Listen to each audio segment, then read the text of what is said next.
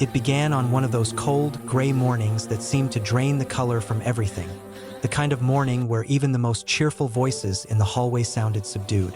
The high school sat at the edge of town, surrounded by cracked sidewalks and leafless trees. A place where dreams and exhaustion often mixed in equal measure. Inside, students shuffled through metal detectors, clutching coffee cups and half-finished homework, trying to survive another long day. Among them was Ethan, an ordinary junior who rarely stood out. He wasn't the most popular or the smartest, but he had a quiet sense of decency that others often overlooked. His mornings were routine: breakfast, bus, class, and then soccer practice. Nothing about him screamed troublemaker. But on that morning, something shifted. He noticed a boy sitting alone near the entrance, half hidden behind a column, trying to tie the broken strap of a worn-out backpack with what looked like a shoelace. The boy's clothes didn't fit right. His sneakers were frayed, his hands red from the cold, and his expression carried the kind of fatigue that no student should ever wear. Ethan had seen him around before. Liam, a freshman who'd recently transferred from another district. He was quiet, polite, always sitting in the back corner of class. Most students barely noticed him, but Ethan did. He'd caught glimpses of Liam in the library during lunch, pretending to read while sneaking glances at the vending machine, as if debating whether to ask someone for change. That morning, Ethan realized something was wrong. The way Liam hugged that backpack close, the way he lingered outside instead of going in, it wasn't normal. When the bell rang, Ethan followed him inside, keeping his distance. He saw Liam duck into the restroom near the gym, and a few minutes later, he emerged looking slightly cleaner, as if he had washed his face and brushed his hair with his fingers. That's when Ethan understood. Liam wasn't just struggling, he was surviving. Over the next few days, Ethan quietly paid attention. Liam was always the first to arrive and the last to leave. He never ate lunch, except for whatever crumbs he could scavenge from the free snack table in the hallway. One afternoon, Ethan stayed late for soccer practice and noticed Liam again. This time sitting behind the bleachers, pulling a blanket from his backpack and curling up as the sun dipped below the trees. Ethan's heart sank. It wasn't just bad luck. The boy was homeless. The thought haunted him all night. While others were posting memes and scrolling through TikTok, Ethan lay in bed, staring at the ceiling, wondering how someone could go through that alone. The next day, he packed an extra lunch: sandwiches, an apple, a bottle of water, and a note that simply said, "For you, no questions." When Liam found the bag in his locker, his eyes widened. He didn't say anything, but Ethan noticed a quiet thank you in the small smile that flickered across his face. What started as one lunch turned into a habit. Ethan began sneaking food from home, leftovers, energy bars, sometimes even extra clothes. He didn't tell anyone, not even his friends. It wasn't charity. It was decency. He couldn't stand the thought of someone his age freezing or starving while surrounded by people who just didn't care to notice. For a while, it worked. Liam seemed more focused in class, less tired. He even started participating a little. Teachers praised him for his improvement, unaware of the quiet support that kept him afloat. Ethan thought he was doing the right thing, and he was, but the world has a way of punishing quiet kindness when it doesn't fit the rules. It happened on a Thursday. The weather had turned bitterly cold, and the school had announced a late bus delay. Ethan saw Liam sitting near the football field, clearly waiting for the campus to empty. That day, Ethan had brought something more than food: an old sleeping bag from his dad's camping gear. He waited until most students were gone, then met Liam behind the gym. He handed over the sleeping bag discreetly, telling him it wasn't much, but it would help. Neither of them realized that the janitor had been cleaning nearby. By the next morning, the rumor had already spread. Someone told a teacher that a student was hiding things for another student behind the gym. By lunchtime, the principal's office door opened, and Ethan's name was called over the intercom. Principal Harris was known for his strictness, a man obsessed with order and reputation. He believed rules kept the school running, and appearances mattered more than compassion. He sat behind his desk with the rigid posture of someone who thought he was running a corporation instead of a school. Ethan explained everything honestly. He told him about Liam's situation, how he only wanted to help, how no one else seemed to care. But the principal didn't see it as kindness. He saw it as a violation, unauthorized distribution of goods, unsanctioned activity on school property, and a breach of student conduct policy. That afternoon, the announcement echoed through the halls: Ethan Carter, suspended for 3 days due to misconduct on school grounds. Whispers followed him as he walked out of the building. Some students smirked. Others looked confused. But only one expression stayed with him: the look of shock and guilt on Liam's face as he stood in the doorway, realizing that the one person who had helped him was now paying the price. Ethan didn't fight back. He didn't yell or argue. He just walked home in silence, his backpack feeling heavier than ever. He couldn't understand how doing the right thing could end like this. Punished for compassion, humiliated for empathy. That night, he sat on his bed staring at the suspension letter. His parents were disappointed but proud of his reason. Still, a suspension meant it would go on his record. It wasn't fair. But as he scrolled through his phone, an idea started forming. A way to tell the truth that no principal could silence. The next morning, while the school carried on without him, Ethan opened his laptop. He uploaded a simple post, a photo of the suspension notice and a caption that read, "I was suspended for helping a homeless student. Do you still think this school teaches kindness?" By dawn, the quiet neighborhood streets were already buzzing. Not with the usual chatter of students heading to school, but with the hum of digital noise. Ethan's post had spread like wildfire overnight. Parents, students, alumni, even local community pages had begun to share it. The tone of the comments was a mix of outrage and disbelief. People wanted to know how a school that preached compassion and integrity could punish a student for helping another in need. The story struck a chord because it wasn't just about Ethan. It was about something deeper: the hypocrisy of institutions that valued image over humanity. By the time Principal Harris arrived at school that morning, his inbox was overflowing. Dozens of emails had poured in from parents demanding an explanation. The district office had already left a message asking for clarification regarding the viral suspension case. Reporters from local news outlets were calling the front office, and students were whispering in the hallways, sneaking glances at their phones. For the first time in years, the man who ran the school like a business felt control slipping from his hands. Meanwhile, Ethan sat at home watching the story unfold. He hadn't planned for it to go viral. He just wanted people to know the truth, that kindness shouldn't be punished. But now it had grown beyond him. Strangers were tagging the school, calling for accountability. Some offered to help Liam directly, asking where they could donate clothes or food. Others demanded the principal's resignation. It was chaos, righteous chaos. Liam, on the other hand, felt trapped. He had always avoided attention, doing his best to stay invisible. Now his situation, his homelessness, was suddenly everyone's business. He feared that the exposure might get him in more trouble. But at the same time, he couldn't ignore the growing wave of support. For the first time in months, people cared.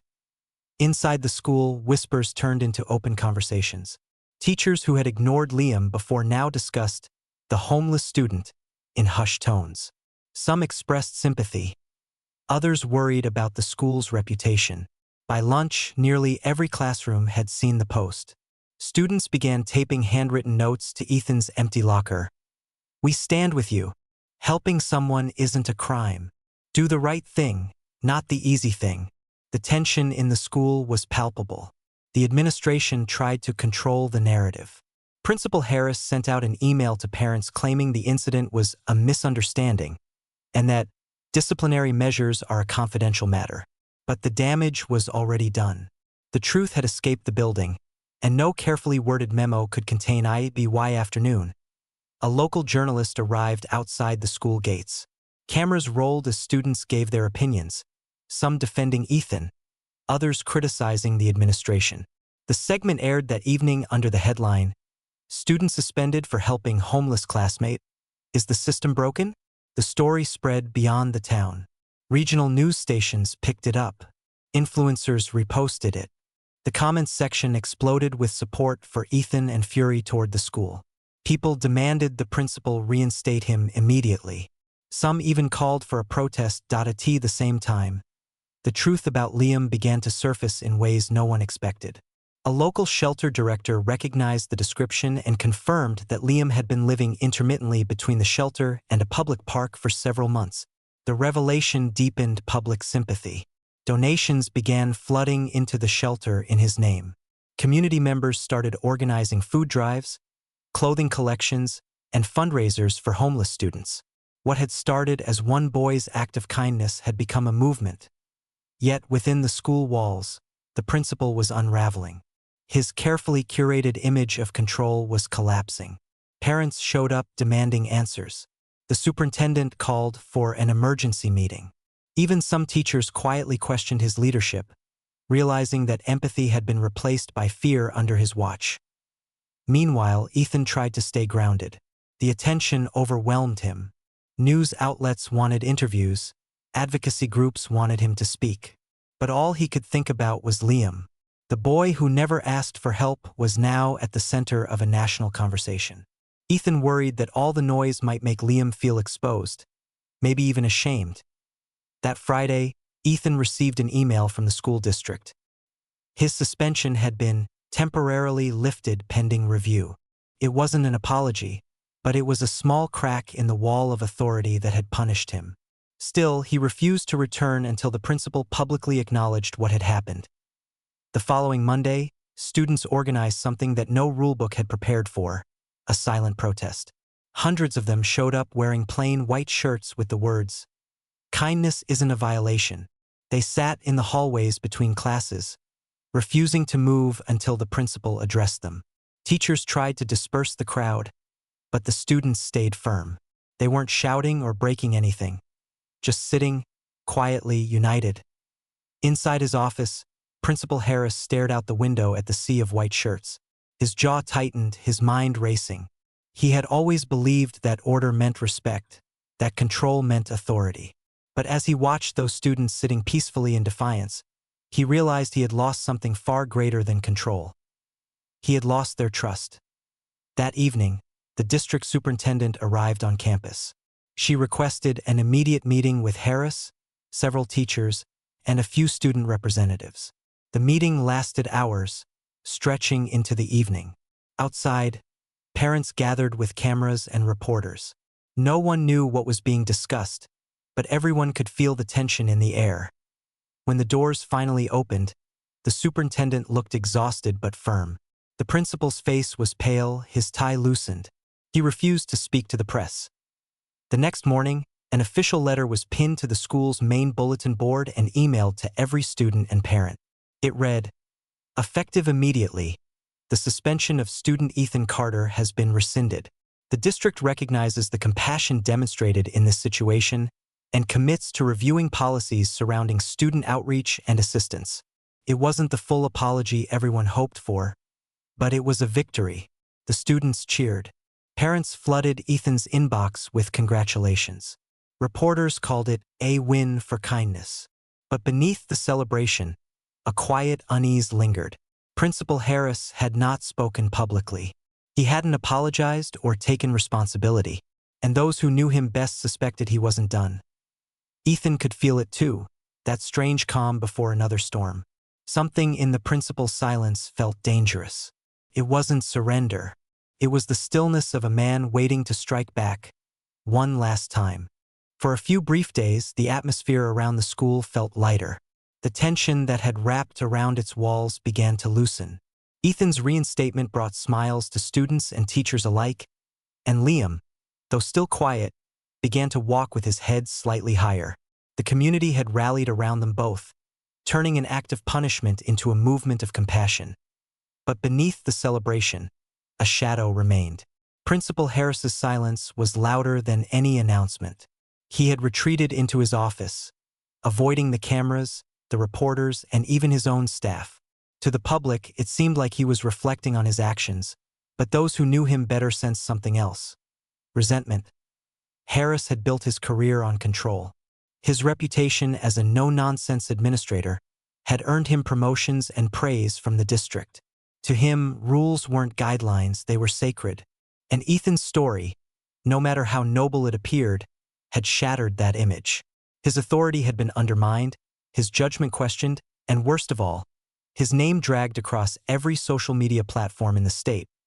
He blamed Ethan, and in the days following the district's letter, Harris began documenting everything. Attendance slips, disciplinary logs, even staff notes. He was searching for something, anything that could be used to justify his actions or discredit the boy who had humiliated him.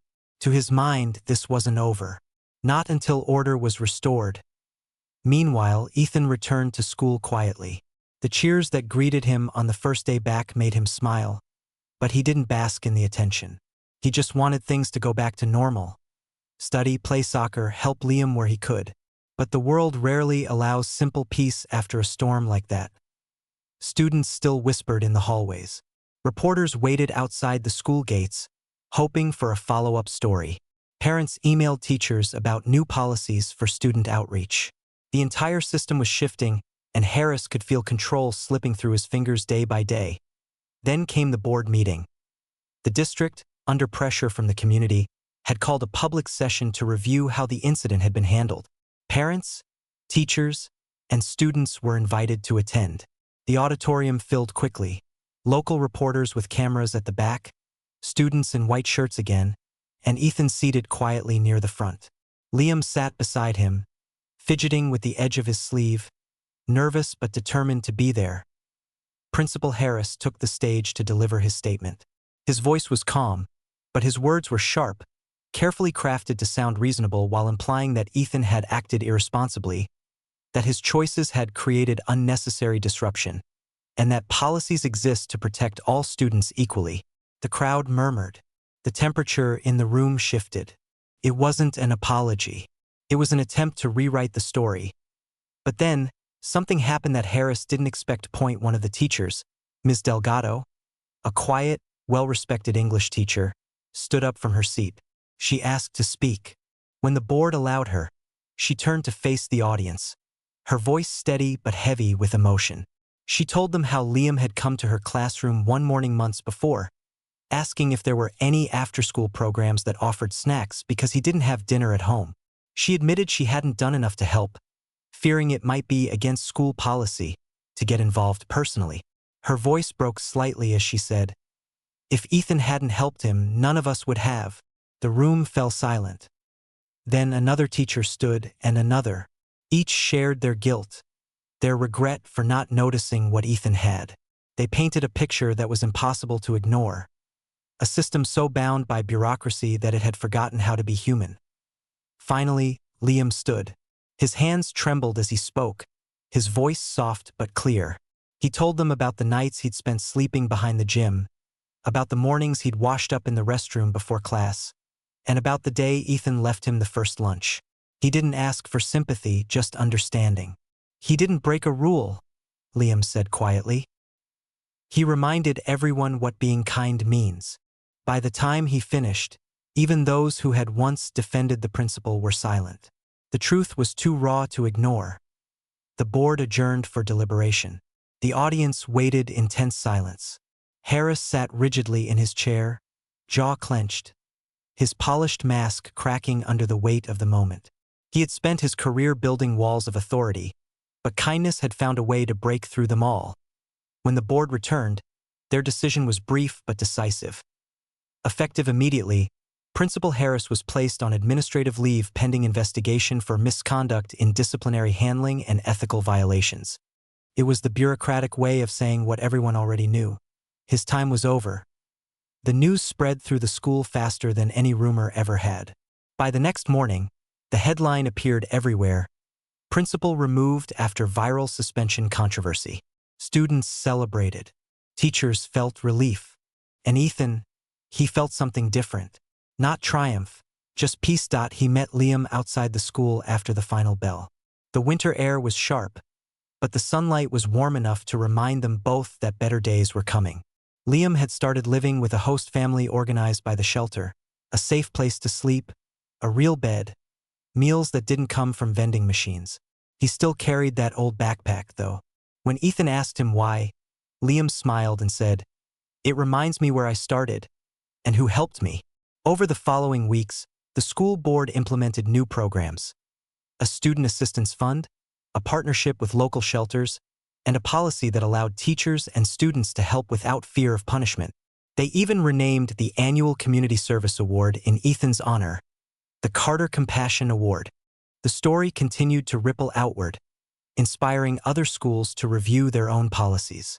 What began as a suspension had become a symbol, proof that one small act of kindness could challenge an entire system.